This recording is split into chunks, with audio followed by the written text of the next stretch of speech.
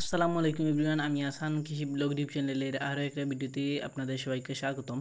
Viewers, আজকে ভিডিওতে আমরা আলোচনা করব কবুতরের পাখায় পানি নামলে অথবা কবুতরের পাখা বা ডানা ঝুলে গেলে কি কি করবেন এবং কি কি চিকিৎসা দিবেন এবং কি কি কারণে এই পাখা ঝুলে যায় সেই সব কিছু কিন্তু আজকে ভিডিওতে আমরা বিস্তারিত আলোচনা করব। তাই ভিডিও স্কিপ না করে সম্পূর্ণ ভিডিও দেখতেই থাকেন।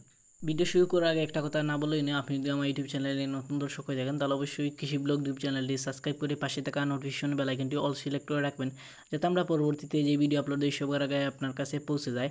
আর যারা যারা অলরেডি সাবস্ক্রাইব করে দিয়েছেন তাদেরকে অসংখ্য অসংখ্য ধন্যবাদ। তো চলুন মূল ভিডিও শুরু করা যাক। প্রথমে আমরা আলোচনা করব হচ্ছে কবুতরের ডানা ঝুলে যায় কি কি কারণে। এক নম্বর কারণ হচ্ছে, আপনি দেখতে পারবেন স্ক্রিনের উপরে একটা কবুতর রয়েছে, এই কবুতরের কিন্তু ডানা ঝুলে গেছে এবং এই কবুতর হাতে নিলে দেখবেন এক পাশের পর অথবা পাখনা একদম ফুলে আছে, অথবা অনেক সময় দেখা যাবে দুইটা পাশের পাখনাই কিন্তু এরকম ফুলে যাবে।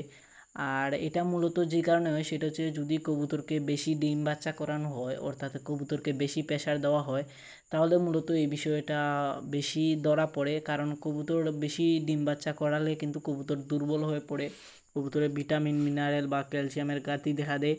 এসব কারণেই কিন্তু কবুতরের এই পাখাগুলা ঝুলে যায়। তাছাড়া অনেকে আছে যারা ঘরের মধ্যে আবদ্ধ অবস্থায় খাঁচা দিয়ে অথবা ঘরের মধ্যে এরকম বন্দি অবস্থায় কবুতর লালন পালন করেন, এক্ষেত্রে কবুতর বাইরের রৌদ্রও পায় না, এক্ষেত্রে কবুতরের ভিটামিনের অভাব দেখা দেয়, ভিটামিন ডি এর ঘাটতি দেখা দেয়, এক্ষেত্রেও কিন্তু কবুতরের এই ডানাগুলা ঝুলে যেতে পারে। আর এখন আমরা আলোচনা করব হচ্ছে এরকম কবুতরের ডানা ঝুলে গেলে আপনি কি কি ঔষধ খাওয়াবেন বা কি কি চিকিৎসা দিতে পারেন। প্রথমে আপনি যেই ওষুধটা ব্যবহার করতে পারেন সেটা হচ্ছে ডেল্টাসন। আপনি এই ডেল্টাসন এক পাতা কিন্তু আপনি যে কোনো ভেটেরিনারি দোকান অথবা ফার্মেসি থেকে পেয়ে যাবেন। এক পাতা এরকম ট্যাবলেট আপনি 20 টাকা দামে পেয়ে যাবেন। এরকম ডেল্টাসন আপনি কিন্তু প্রতিদিন একটা করে ব্যবহার করতে পারেন।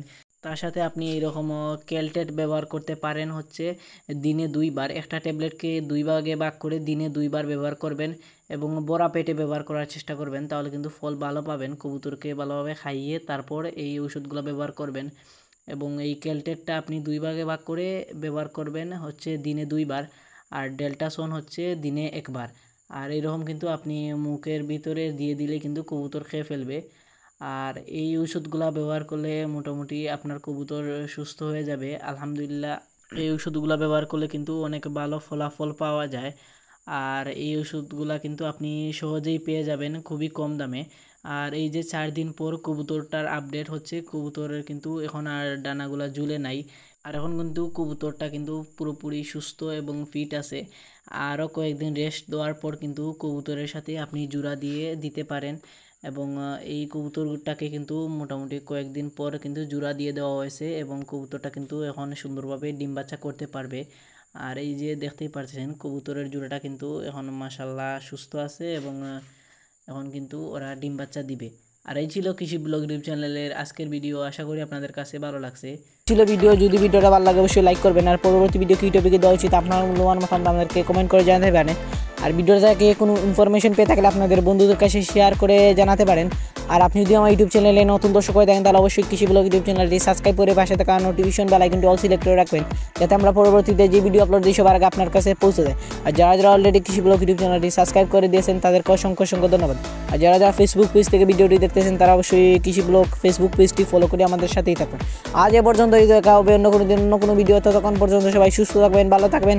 আজকে বিদায় নিচ্ছি, আল্লাহ হাফিজ। Thanks for watching.